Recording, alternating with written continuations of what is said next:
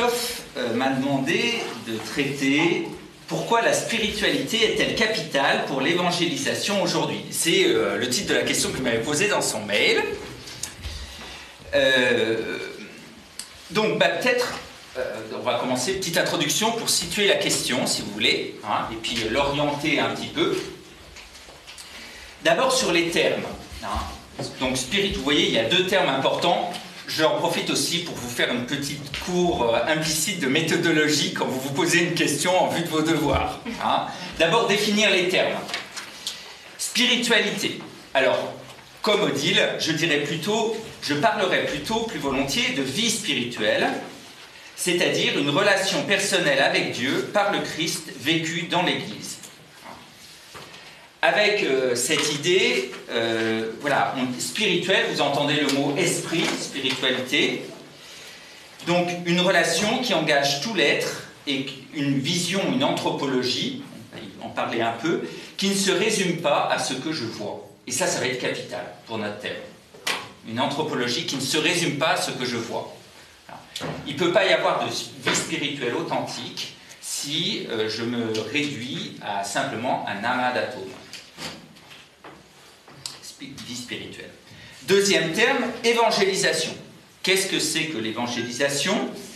Je reprends une division de la mission en trois directions qui est reprise par les documents du magistère contemporain depuis le document Ad Gentes du Concile Vatican II jusqu'à la joie de l'Évangile du pape François. Donc il y a comme 3 degrés de la mission. Le premier, celui qui consiste à annoncer le Christ à ceux qui ne le connaissent pas ou le refusent, ce qu'on appelle la mission Ad Gentes.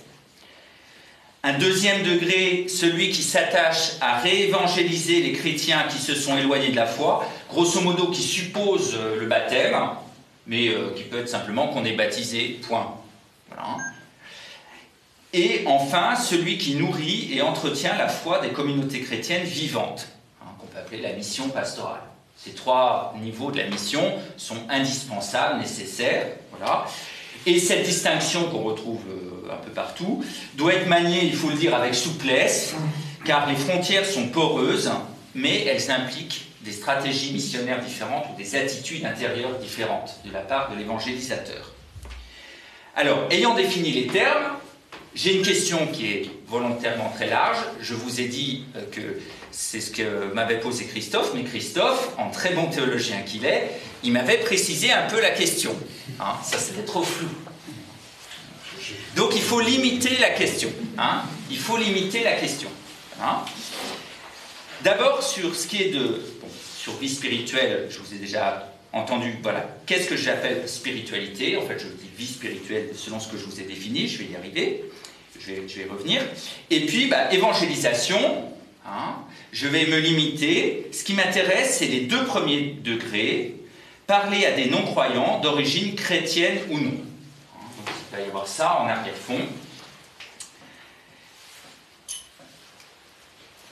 Avec cette question, pourquoi la spiritualité est capitale pour l'évangélisation aujourd'hui, je vais l'orienter en fait à sous-traiter, si vous voulez, en 2 questions différentes, comme avait précisé très précisément le frère Christophe. Pourquoi vivre une vie spirituelle est la source de l'évangélisation aujourd'hui? Donc on pourrait dire que c'est la question du côté de l'évangélisateur. Hein. Pourquoi l'action d'évangéliser part de la vie spirituelle de l'évangélisateur et de l'Église. Et puis, le deuxième volet, pourquoi parler de la spiritualité, c'est-à-dire de la vie spirituelle, est important pour l'évangélisation aujourd'hui. On pourrait dire que cette question-là, ce deuxième volet, c'est plutôt du côté de l'évangéliser. Vous voyez, donc je vais essayer de traiter 2 questions, qui sont liées. Et pour finir le tour de la question, pour voir, vous voyez, de quoi, ce qui vous attend. Alors, je vous dis en toute simplicité, c'est une réflexion qui est très personnelle. Bon, le sujet m'intéresse beaucoup. M'intéresse beaucoup pour 2 raisons qui vont aussi vous expliquer mes points d'insistance. C'est que depuis des années, moi, l'évangélisation, c'est un peu au cœur de ma vie spirituelle. Mais alors, l'évangélisation, dans le contexte de la France actuelle, hein, avec pas mal d'expériences concrètes, alors qui passent beaucoup par en fait, les rencontres dans la rue, de différentes manières. Dans les transports en commun, Blablacar, parfois en direct dans la rue. Voilà. Donc ça, moi, ça me fait vivre. Et aussi beaucoup d'accompagnement de recommençants. Certains qui ne savent pas encore, même au tout début, c'est-à-dire des gens qui ne savent pas encore qu'ils sont des recommençants, et où on est encore au début, et où tout peut arriver. Tout arrive, enfin, vous voyez. De personnes baptisées, catholiques, aussi d'origine protestante, quelques musulmans, et après très très très variés comme panel. Vraiment très variés comme panel. Souvent des personnes qui sont pas du tout issues du milieu catho. Voilà, très variés. Parfois un peu des blessés de la vie, parfois pas, mais bon. Bien. Par contre, qui sont en plein dans notre culture française contemporaine. Ça, pas du tout. Donc ça va être un des lieux, si vous voulez. L'autre lieu qui m'intéresse, c'est comme vous le savez, je m'apprête à partir au Sénégal. Voilà. Et donc la mission Adjentes m'intéresse. Il y a 10 ans, j'étais déjà au Sénégal, et avant de rentrer au Carmel, j'étais au Tchad. Donc c'est quelque chose qui m'intéresse aussi. Voilà. Donc c'est une question qui pour moi est personnelle, donc je vais le traiter. C'est une réflexion, vous voyez, qui est très personnelle, qui n'a pas, je confesse bien volontiers, hein, qui n'a pas de prétention voilà, de rigueur théologique stricte. Voilà. L'enthousiasme ne remplace pas ça, malheureusement. Mais voilà, mais bon, donc j'y arrive un peu humblement. Alors, comment j'ai fait pour que vous voyez mes sources? Je vous ai parlé de l'expérience personnelle, ça c'est clair qu'il est un peu en arrière-fond. J'ai relu Novo Millennio, en fait plusieurs documents du magistère. Hein. Donc Novo Millennio Ineunte, donc, qui est pour le 2001, à l'issue de l'année jubilaire de 2000, écrite par le pape Jean-Paul II, qui donne un peu à la fois un bilan de l'année jubilaire et puis aussi quelques pistes hein, pour l'avenir. J'ai relu en étant assez frappé, je pense que c'est un document qui est vraiment prophétique, mais comme tout document prophétique, il faut un siècle pour voir qu'il est prophétique, si vous voulez. Vous voyez. Et je suis assez sidéré hein, de certaines intuitions qui me semblent annoncer voilà, des choses qui n'existaient pas en 2000. Quoi. Hein. Donc c'était beaucoup ça. La partie théorique, je pourrais dire, de Redemptoris Missio, la mission du Rédempteur, qui est sur la mission Adjentes, écrite aussi par Jean-Paul II, 1991. Évidemment, Evangelii Nuntiandi, donc voilà le document majeur hein, de la réflexion sur la mission écrit par Paul VI, 75 si je me souviens bien, et la joie de l'Évangile du pape François.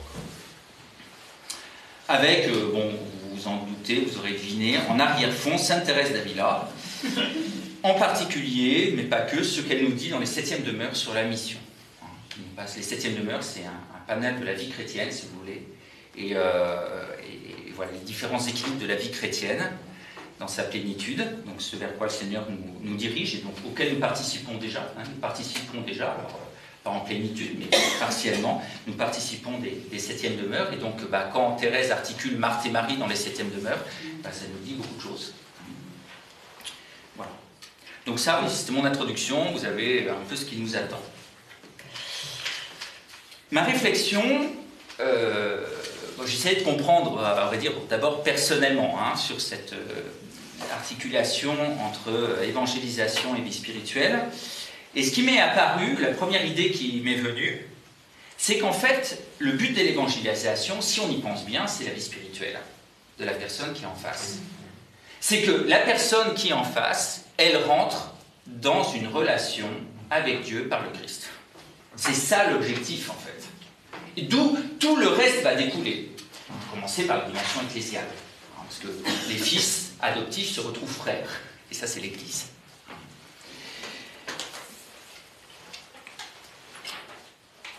La vie éternelle, c'est qu'ils te connaissent, toi, le seul véritable Dieu, et celui que tu as envoyé, Jésus-Christ. Donc c'est Jean 17,3 qui est cité... je ne sais plus dans quel... Je crois que c'est Novo Millennio Ineunte. Hein. Donc Jean 17,3. La vie éternelle, c'est qu'ils te connaissent, toi, le seul véritable Dieu, et celui que tu as envoyé, Jésus-Christ. Et un verset là, du prologue de Saint Jean, « Il est venu chez lui et les siens ne l'ont pas accueilli.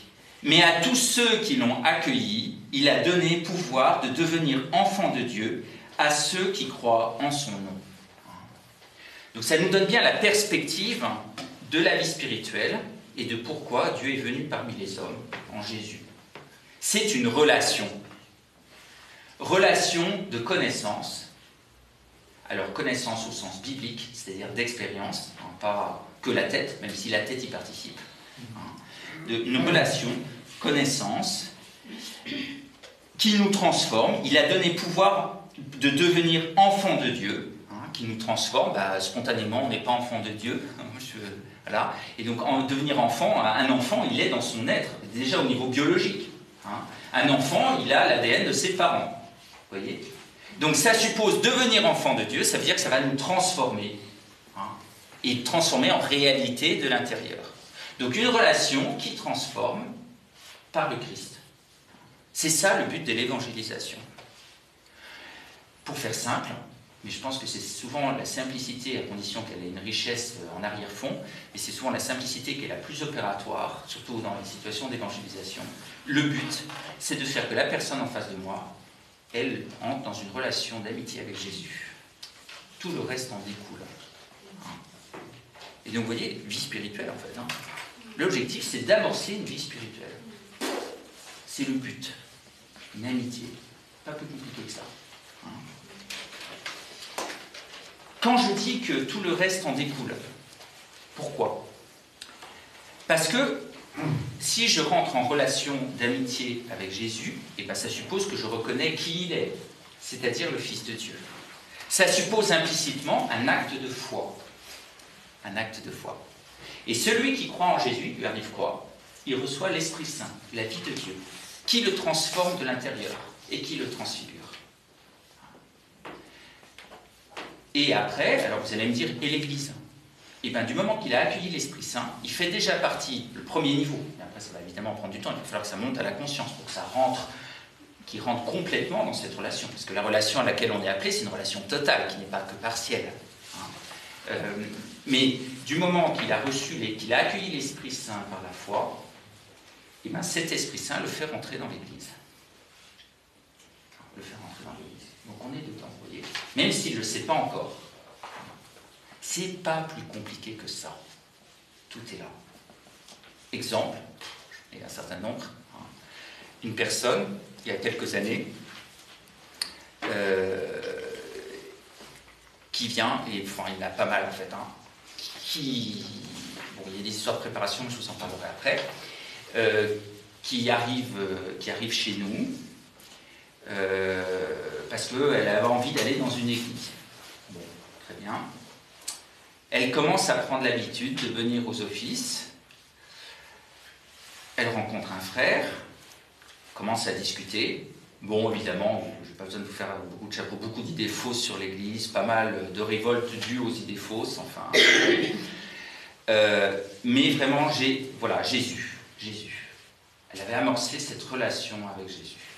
Bon. Petit à petit, accompagnée, elle était baptisée. Elle a commencé à communier, rencontre avec Jésus. Ça l'a conduit, au bout de quelques mois, ça c'est grand classique, au sacrement de réconciliation. Petit à petit, maintenant, elle est, mais au dernier degré. Mais vraiment, plus, c'est un peu... qu'est-ce qu'elle a fait ? Elle a cru que Jésus était là. Et elle a commencé à vouloir rentrer en relation avec lui. Et quand elle comprenait quelque chose, et qu'elle comprenait que quelque chose, Jésus lui demandait quelque chose, elle essayait de le faire. Okay. Donc il y avait une cohérence morale, ce qui n'empêche pas que, tout ça, ça a pris plusieurs années, vous voyez, ce qui n'empêche pas qu'il y avait des choses qui n'étaient pas du tout en place.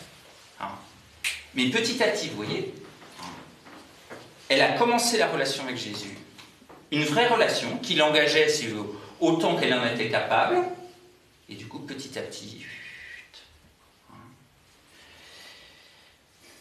Donc le but de l'évangélisation est la relation personnelle avec Dieu qui passe forcément par Jésus. une vie spirituelle au sens chrétien. Et là, je vais vous citer une petite phrase d'Évangélie Guillaume, la joie de l'Évangile, qui dit très bien ça.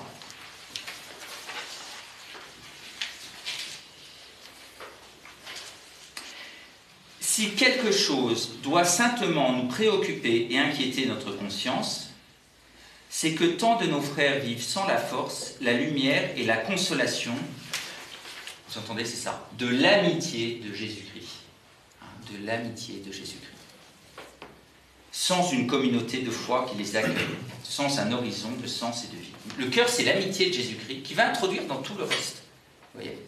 Et cette personne, petit à petit, elle a découvert l'Église, elle s'est fait des amis dans l'Église, vous voyez, mais petit à petit, sur des années. Et tout est parti de l'amitié avec Jésus.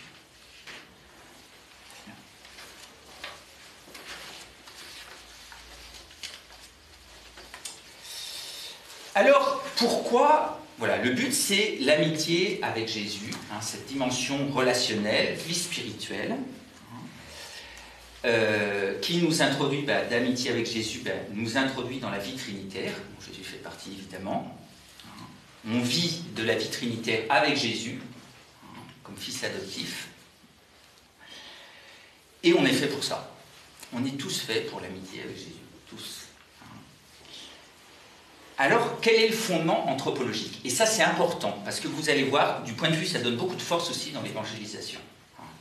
Souvent, vous savez, dans l'évangélisation, le problème, c'est que on n'a pas pris conscience qu'on a toutes les chances de notre côté, et du coup, on croit qu'on doit tout créer, alors qu'en fait, tout est là, mais il faut le reconnaître. Donc, un constat formulé par Novo Millennio Ineunte. Le fait que l'on enregistre aujourd'hui, dans le monde, malgré les vastes processus de sécularisation, une exigence diffuse de spiritualité qui s'exprime justement en grande partie dans un besoin renouvelé de prière, n'est-il pas un signe des temps? Les autres religions, désormais amplement présentes dans les territoires d'ancienne chrétienté, proposent aussi leur réponse à ce besoin, et elles le font parfois avec des modalités attrayantes. Nous qui avons la grâce de croire au Christ, révélateur du Père et sauveur du monde, nous avons le devoir de montrer à quelle profondeur peut porter la relation avec lui. Vous voyez, alors en fait, cette exigence diffuse de spiritualité, ce besoin renouvelé de prière, si vous voulez, que cette relation, en fait, on a besoin, on est créé pour rentrer en relation avec Dieu. En fait, c'est qu'on est créé à l'image et à la ressemblance de Dieu, qui nous a créés pour rentrer en relation avec nous. Et ça, tous les hommes, quelle que soit la personne qui est en face de vous. Il y a 2 mois, un covoiturage, 2 heures dans des vapeurs de shit, le nuage, quoi. Bon. 2 filles, mais totalement perdues. Mais complètement, mais vraiment, no future, quoi. Et voilà, avec le joint bien dosé toutes les heures. Il y en a, vous voyez, et la conversation, comme à peu près, 99 fois sur 100, on va se mettre à parler de Dieu et tout ça. Une des 2 filles, c'était fou, elle me posait plein de questions, quoi, tout en fumant son pétard. Et je voyais, c'était vrai, si vous voulez. C'était vrai. En fait, son pétard, je pense, c'était une manière de boucher ce trou, mais qu'elle ne sait pas comment boucher, quoi. Parce qu'elle ne sait pas. Alors, il y a non seulement elle ne sait pas, et c'est bien, vous voyez, ces 2 filles, il y en avait clairement une des 2. Bon, il n'y avait pas du tout d'hostilité de la part de la deuxième, ça c'est clair. Bon, je soupçonne aussi, vous voyez, 20 ans, je pense qu'elles vivaient ensemble, vous me comprendrez. C'était vraiment complètement perdu, quoi. L'autre, il n'y avait pas d'hostilité, mais je sentais qu'il y avait, elle ne voulait pas trop en parler. Il y a aussi le mystère de la volonté, vous comprenez? Comme pour nous, tout cela. Mais il y avait cette soif qui était là. Et face à cette soif, il y en avait une qui posait les questions, et l'autre qui ne voulait pas, qui préférait, parce que peut-être c'était trop douloureux, justement. Ça, c'est 7 milliards d'hommes. Mais tous. Donc, cette relation, elle a un fondement anthropologique. Ce fondement anthropologique, il est évidemment dans tout notre être. Tout notre être est marqué par ce besoin de relation. Corps compris, vous voyez, notre corps, il est optimisé pour la relation. Ne serait-ce que, nous, on a les deux yeux qui sont en face. Alors que si on était un cheval avec les yeux des deux côtés, je me suis toujours demandé comment... mais vous ne pouvez pas voir, c'est très difficile, vous n'avez pas la relation en face, vous avez là de chaque côté. Vous voyez, on a jusqu'à notre corps, tout notre corps est optimisé, et ça c'est le signe de notre âme. Le propre de l'homme, c'est quoi? C'est d'avoir une âme spirituelle, créée par Dieu, infusée à la naissance ou quelques semaines après, de toute façon ça ne change rien en pratique, pour entrer en relation avec lui. Tous les hommes ont une âme, faite d'abord pour entrer en relation avec Dieu. Et cette âme, elle a soif si on ne lui donne pas ce qu'elle veut. Et donc, comme ça fait beaucoup de souffrance, eh ben, on cherche à boucher les trous. Mais par contre, si vous commencez à lui donner la bonne nourriture, qu'elle attend sans la connaître, le nombre de fois dans les blablacar, c'est fou. C'est fou. Bien.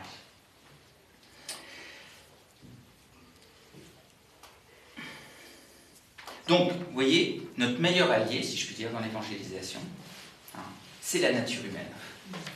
Qu'on est tous faits pour ça. Et que tout homme, même s'il n'en a pas conscience explicitement, il est travaillé par ça. Qui peut être source de grandes souffrances, d'autant plus qu'il ne comprend pas d'où ça vient, quoi. Alors, la vie spirituelle, ce que vous voyez, c'est que la vie spirituelle, ça va être accueillir l'évangile. Le but, la vie spirituelle est bien le but de l'évangélisation, du côté de l'évangéliser. Accueillir l'évangile, c'est en fait amorcer une relation authentique avec Dieu, par le Christ. Et voilà. Alors arrive la nécessité de l'évangélisation. Alors vous allez me dire qu'avec tout ce que je vous ai dit, la nécessité de l'évangélisation, il n'y a peut-être pas besoin d'aller tellement plus loin, je suis d'accord. Mais je dirais plutôt là, la nécessité d'une annonce. Est-ce qu'il y a besoin? Est-ce qu'en plus c'est quand même bizarre, si Dieu nous a fait pour ça, il peut se débrouiller tout seul, en direct. Et il y a quelque chose qui est vrai, que je vais commencer à vous traiter dans la première partie de la deuxième partie. Enfin, le premier paragraphe de la deuxième partie. Mais oui, il y a besoin de l'évangélisation. Je vais vous donner plein d'exemples. Parce que savoir comment je vais avoir cette relation avec Dieu. Comment je vais avoir cette relation avec Dieu? Et là, il y a Jésus qui est au cœur. Je suis la porte. Je suis la porte. C'est d'abord une vérité d'expérience. C'est d'abord une vérité d'expérience. Alors c'est vrai que nous, enfin moi je le confesse en tout cas, pendant des années, tout ce que je pouvais faire, plus ou moins consciemment, pour éviter Jésus, c'était bien vu. Je voulais aller droit à Dieu, quoi. Tout le reste me paraissait un peu de l'encombrement, quoi. Et puis, en fait, je sentais, si je regardais de près, je voyais bien que Jésus, c'était peut-être un peu trop concret. Un peu trop humain, en fait, parce que ça m'engageait un peu trop. Un espèce de Dieu vague, avec qui entrer en relation, c'est plus confortable. Mais Jésus, si je lis l'Évangile, je sais ce qu'il a fait, je sais ce qu'il attend de moi. Et c'est peut-être un peu trop, par rapport à ce que... c'est plus commode, Dieu. Le problème, c'est qu'une vraie relation, l'enjeu, c'est de rentrer dans une vraie relation qui prend tout mon être, et pas une espèce d'ersatz de relation. Et là, c'est passé pour moi par une vraie conversion à Jésus, alors que j'étais déjà carme. Comme quoi, mieux vaut tard que jamais. Bon, j'y croyais, mais je n'avais pas vraiment intégré, vous voyez.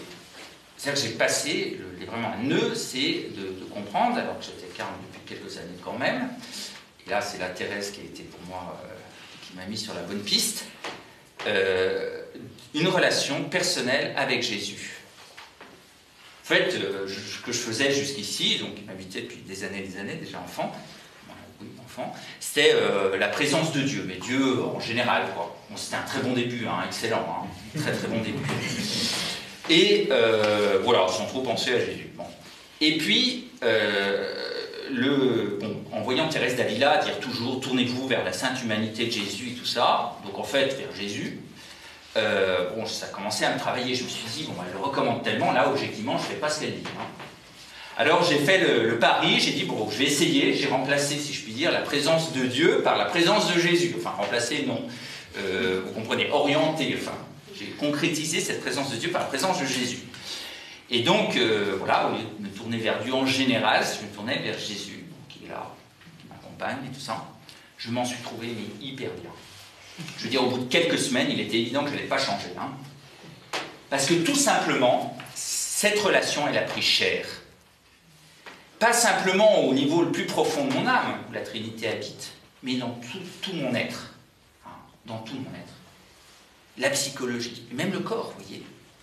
Je sentais intuitivement, bon, c'est un peu vague, ça peut paraître, mais il y a quelque chose de très juste, je sentais que ce contact répété au cours de ma journée avec Jésus transformait tout ce que j'étais, et transfigurait jusqu'à mon corps d'une certaine manière. Hein, même dans mes tripes, quoi. Vous voyez ? Bien. Donc il y a un besoin de connaissance. Hein. Comment je vais rentrer en relation avec Dieu ? Aujourd'hui, l'existence d'un Dieu, alors, dont il ne faut pas trop préciser les contours, et quand même, moi je vois bien, hein, dans ceux que je rencontre, aujourd'hui, c'est plus vraiment une question. Bon, il y a forcément quelques-uns. Hein. Enfin, ceux que je rencontre, c'est vrai que c'est plutôt la génération 20-45, quoi, vous voyez. C'est pas vraiment une question. Il ne faut pas partir sur des vieux... voilà. Des plus âgés, ça peut l'être, hein, mais des 20-45, c'est pas là qu'est la question. Pour eux, ils attendent que Dieu, ce soit une évidence. Alors après, qu'est-ce qu'on met sous le nom de Dieu, c'est une autre question. Hein, voilà. Mais qui est un ailleurs, qui n'est pas matériel. On pourrait dire ça, grosso modo. Voilà, mais comment est-ce qu'il y a une relation possible avec lui? Et surtout une relation incarnée d'un chrétien. Hein, et comment faire? Comment faire? Et là, il faut expliquer, je vois, il y a un nœud. Hein, c'est d'abord, il faut expliquer le mal.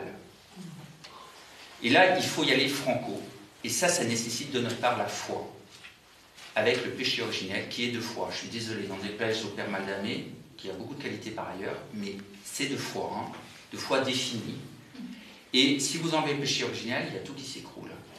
Il est révélé. Hein, il est révélé dans l'Épître aux Romains.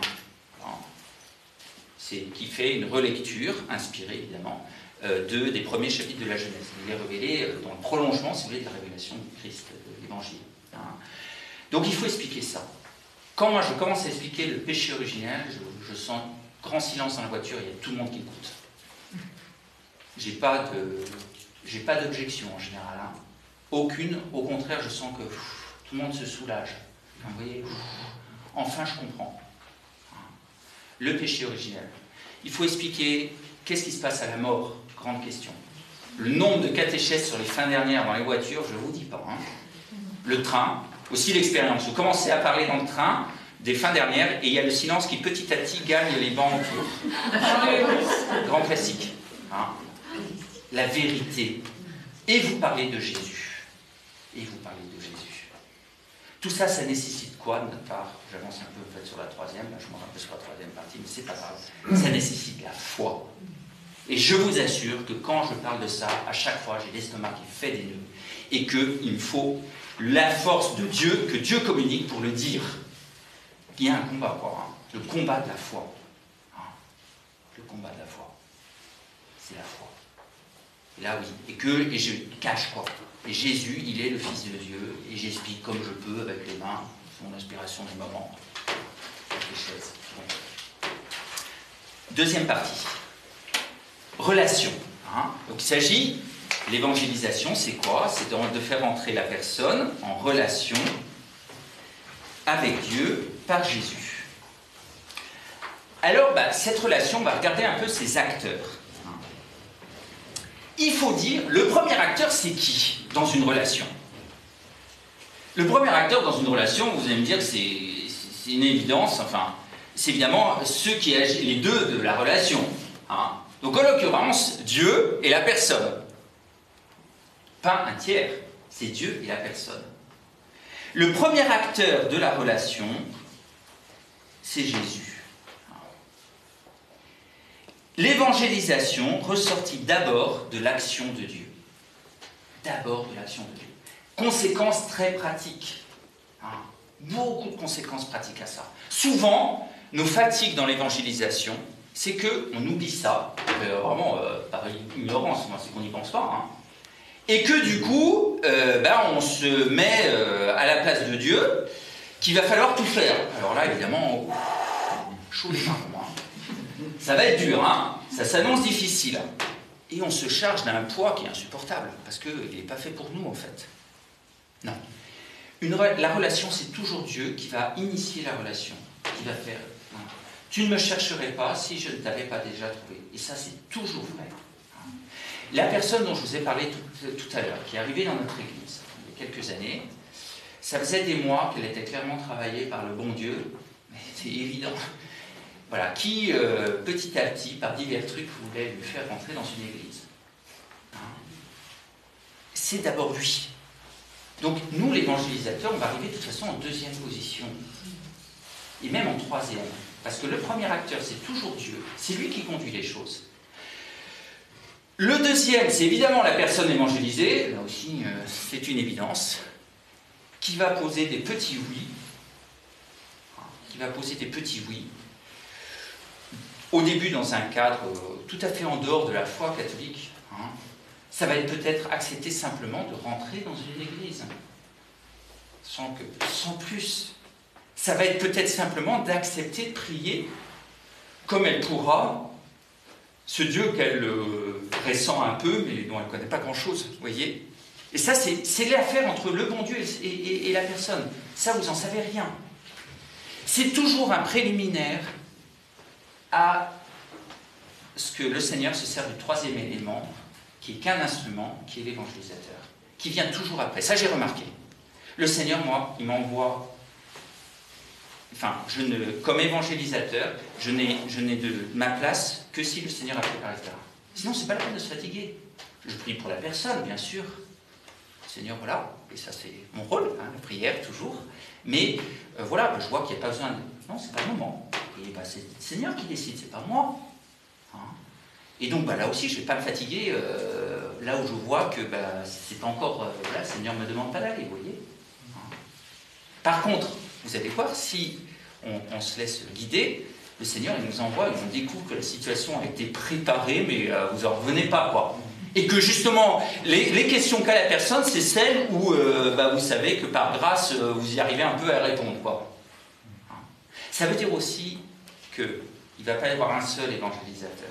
Hein. Il faut vraiment sortir du truc où, voilà, je vais arriver, je vais convertir la personne. Là, on est complètement à l'autre. Hein. On n'est qu'un petit instrument. Et il va y avoir beaucoup d'autres instruments. Et donc, le Seigneur, il va prendre un, il va prendre l'autre, il va servir d'un livre, qui parfois n'est honnêtement pas trop catholique, dont je ne vous recommanderais pas, vous qui êtes évangélisés, je ne vous recommanderais pas la lecture. Mais c'est le Seigneur qui fait. Hein. Et donc là, on va arriver dans les attitudes, une grande ouverture a priori, vous savez. Le nombre de gens qui se convertissent ou une expérience... Il y a par exemple, il y a le fameux livre des anges, qui est vraiment un truc space, hein, mais dont je ne vous recommande pas du tout la lecture. Hein. Mais croyez-moi, le Seigneur, il se sert de ça. Et si la personne, elle est droite, et qu'elle cherche à être cohérente avec ce qu'elle comprend, hein, et agir en fonction, aucun problème.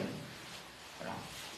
Et aussi les passages par d'autres religions, etc. Le nombre qui découvrent qu'ils ont une intériorité qui est un peu le truc de base, vous comprenez, comme Dieu, et qui est autre chose que la matière par un passage, par le bouddhisme et d'autres trucs. C'est hallucinant. Donc le premier acteur, le premier acteur Dieu, donc c'est le Père qui envoie son Fils, Jésus. Donc vous pensez que la personne, voilà, si elle s'intéresse, si elle a, vous sentez qu'il y a un petit attrait et tout, ça veut dire que Jésus est déjà là, et active en son cœur, et qu'elle a déjà commencé à dire oui. Super pour vous, hein. Alors là, vous êtes déjà admiratif, vous dites, attends, c'est fantastique, Seigneur. Et puis vous mesurez qu'elle a commencé à dire oui. Alors là, cette personne, vous commencez à l'aimer. Vous dites, attends, c'est fantastique, vu d'où elle l'a et tout ça. Elle a commencé à dire oui à Jésus, même si elle ne connaît pas. Génial, vous commencez à l'aimer, alors là, c'est bien parti, en général. Place de l'évangélisateur. J'ai commencé à vous dire 2-3 choses là-dessus. Quand même, là, si c'est les deux principaux acteurs, est-ce que l'évangélisateur n'a pas de place? Oui, parce il a une place parce que Dieu, l'homme, ne l'a jamais vu. Le Fils de l'homme, lui, l'a fait connaître. Nous, on est visible. Or, notre être, invité à entrer en relation avec Dieu, il a une partie matérielle. Et nous, comment on va aller à Dieu avec tout notre être? Eh bien, on va passer... Dieu il respecte ce pourquoi il nous a créés, donc par des témoignages sensibles et incarnés. Et c'est pour ça qu'on retrouve à nouveau Jésus au milieu. Parce que Jésus, c'est Dieu incarné, c'est-à-dire qu'il y a tout ce qu'il faut pour entrer dans une vraie relation humaine avec nous, vous voyez. Enfin, c'est pour nous qu'il s'est incarné. Et c'est pour ça, l'expérience que je vous racontais tout à l'heure, que le contact pour nous avec Jésus, eh bien, il change tout. Il incarne cette relation et il incarne notre salut. Et là, vous allez faire cette expérience, si vous faites ce que je vous dis, vous allez faire cette expérience de la transformation de toute votre humanité. Vraiment. Alors, Jésus, certes, il est mort, il est vivant, ressuscité, mais je ne le vois pas. Alors, je le vois dans l'Eucharistie, par la foi. Je le vois, il est bien dans l'Eucharistie, il est bien dans mes mains quand je communie. Et c'est magnifique. Mais j'ai besoin de voir avec des bras et des jambes. Et aujourd'hui, l'évangélisé, il en a plus besoin que jamais, parce que lui, il est habitué, notre culture, elle est faite, la fenêtre de tir, ce que je regarde, c'est ce qui est sensible. Et donc, il va falloir que je lui révèle cette relation à travers de là où il regarde. Et là où il regarde, c'est les choses sensibles. Donc, le Seigneur, il va chercher à avoir des instruments sensibles qui vont conduire à cette relation. Quand je dis instrument sensible, ça c'est la grâce de la vie chrétienne qui fait de nous d'autres Christ. Nous sommes l'humanité du Christ continué. C'est hallucinant, on est d'accord. La grâce, elle veut faire de nous des continuations de Jésus. D'autres Christ, d'autres Jésus. Rien de moins, quoi. C'est fou, hein. Mais c'est ça. C'est ça. Alors, comment on va placer l'évangélisateur dans cette relation? Le cœur, c'est la relation entre l'évangélisé et Dieu. Et l'évangélisateur, c'est un ami de Dieu qui va conduire l'autre à devenir ami avec lui aussi. Alors, on va prendre l'image humaine. Comment ça se passe? Vous avez un très bon ami. Vous avez deux amis. Vous avez un très bon ami et vous rencontrez une troisième personne et vous dites, oh là là, j'aimerais bien qu'il devienne ami de premier ami. Alors, quels vont être les trucs? Eh bien, d'abord, le fondement, ça va être votre amitié avec le premier, parce que sinon... le deuxième fondement, ça va être l'amitié avec le deuxième. Voilà. Et là, le Seigneur, il va se servir de vous, de cette manière-là, pour le faire rentrer en amitié avec lui. Qu'est-ce qui va témoigner auprès de l'autre? C'est l'amour que vous avez pour lui. Quand vous avez un bon ami qui vous dit, tu sais, tu devrais rencontrer un troisième, spontanément, vous êtes déjà ouvert, quoi. Voilà. Et puis aussi, ce qu'il va percevoir de votre ami à travers vous. S'il voit à travers vous déjà un peu le visage de l'ami, ça va lui faire envie, quoi. Ça va lui faire envie. Mais après, vous voyez, vous allez les mettre en contact, c'est ça. Mais après, vous allez vous retirer, parce que la relation, elle est libre. Elle est à deux. Et donc, il va se passer des choses entre les deux, votre ami de premier et le deuxième, voilà, qui vous serez, ça ne sera pas votre... Mais c'est beau, et vous allez vous réjouir. Parce que vous avez fait naître une vraie amitié, et vous voyez que ça porte beaucoup de fruits, etc. Vous êtes hyper heureux, et que ça marche, vous n'avez pas besoin d'être là. Bon, ça c'est l'évangélisateur. Ma troisième partie de conclusion, je regarde bien ouvrir l'œil sur le... Ça, si vous voulez, c'était un peu les fondements qui vont nous permettre de répondre à nos deux questions. Bon. Sur la première question, la place de la spiritualité dans l'évangélisation, c'est-à-dire de parler de cette relation avec Dieu, vous avez compris que c'est tout, quoi. C'est le cœur. C'est le cœur. Alors, en pratique, moi je vous dis comment je fais. C'est quand je sens qu'il y a un entretien, oui, bon, la superbe relation, on a fait la catéchèse et tout ça. Il y a une partie témoignage en général qui vient, on adapte, selon la grâce du moment, qu'est-ce que cette relation est possible et la preuve, voilà moi ce qui m'est arrivé, pauvre type. Ça. Et après, comment faire, et vous, Alors en général, je trouve un petit truc concret que je propose, mais très librement et de manière très détendue. Hein. Je dis, écoutez, vous pouvez essayer ça si ça vous dit. Hein. Après, de toute façon, en général, vous voyez, Blablacar, on n'a pas de contact ensuite. Hein. Donc, et ça, c'est tout à fait normal. Il faut accepter ça. Hein. Ça, c'est dans ce cadre de relations triangulaires. Vous voyez, on est après, moi, je prie. En général, après un Blablacar, j'ai de bonnes intentions pour 2 semaines. Mais voilà, je sais que si jamais un jour le Seigneur me fait la joie d'en retrouver l'un ou l'autre, je serai évidemment heureux, mais ça sera aussi avec quoi. Hein. Voilà. Et donc, je leur donne souvent un petit truc de prière, mais super simple. Hein. Ben voilà, tu crois que Jésus, il est là. Il suffit que tu te tournes comme ça vers lui dans ta journée quand il pense, mais en faisant autre chose. Je fais simple, facile, parce qu'au début, c'était difficile. Hein. Et puis, parfois, il y a eu un truc qui est sorti, ça arrive souvent, hein, où la personne, à bout d'un moment, elle est suffisamment en confiance pour vous sortir un truc qui relevait carrément des préparations, clairement des préparations d'avant, et qui la travaille depuis des semaines et des semaines. Et alors là, elle a le courage de le sortir. Alors là, vous voyez, Seigneur, pain béni. Et donc là, vous voyez l'œuvre du Seigneur, donc il y a juste à l'encourager à continuer dans l'œuvre du Seigneur. Quoi. Après, c'est le Seigneur qui se débrouille. Voilà. Et puis, la vie spirituelle de l'évangile, de nous, hein, de l'évangélisateur. Vous ne pouvez pas recommander à un ami à un autre si vous n'êtes pas ami avec lui. Voilà. Alors là, il va y avoir plusieurs premières choses, donc c'est capital. Tout est là. Hein. Et donc, il faut savoir prendre le temps. Hein, il faut savoir prendre le temps. Je vous ai... première chose, se laisser façonner pour être un autre Christ. Hein. Dans ma vie spirituelle, le Seigneur me transforme par son Esprit Saint. Il me transforme en un autre Christ. Avec voilà, les grâces, voilà, les différentes caractéristiques dont il a besoin pour faire de moi ce qu'il voudra. Et qui va être évidemment très différent d'une personne à une autre. Hein. Et ça se fait dans le cadre de la vie spirituelle. Pas de mystère. Vie spirituelle, relation avec Jésus. Et quand je dis Jésus, c'est Jésus, la personne, Fils de Dieu incarné, mais aussi Jésus total, le Christ total, l'Église. Sinon, vous êtes à côté d'une énorme cascade et vous préférez aller voir au robinet à côté. En fait, c'est ça. Hein. C'est ça, hein, le mystère de l'Église. Et par contre, voilà, et plus vous vivez dans l'Église, etc., vous verrez, essayez, vous verrez, hein, ça marche. Hein. C'est d'abord une vérité d'expérience, vous voyez. Donc ça, c'est le cœur, vous voyez, de cette conformation. Hein. Et là-dedans aussi, vous exercez le cœur de la vie spirituelle. Comment je rentre en relation avec Jésus, c'est toujours la foi. Enfin, la vertu théologique. Voilà. Acte de foi. Chaque fois que je fais un acte de foi, j'accueille la grâce qui me transforme à tous les coups. Même un tout petit acte de foi. Hein. Et on va faire un petit acte de foi, 2 secondes. Hein, on se tourne vers Jésus qui est là. Hein, c'est sa parole, là où 2 ou 3 sont réunis en mon nom, je suis au milieu d'eux. Voilà, vous tournez vers Jésus qui est là. Vous le regardez, vous ne voyez pas, vous savez qu'il est là, vous tournez vers lui. Voilà, vous venez de faire un acte de foi. Vous venez donc tous, nous venons tous, d'ouvrir la porte à Jésus, qui nous a donné l'Esprit Saint, hein, l'Esprit Saint que recevraient ceux qui croiraient en lui. C'est la parole de Dieu, hein, c'est sûr. Voilà. On a tous reçu l'Esprit Saint, tous là. Et l'Esprit Saint nous a tous transformés un petit peu. Tous. Voilà. Et en vue de quoi? D'abord pour notre propre relation avec lui.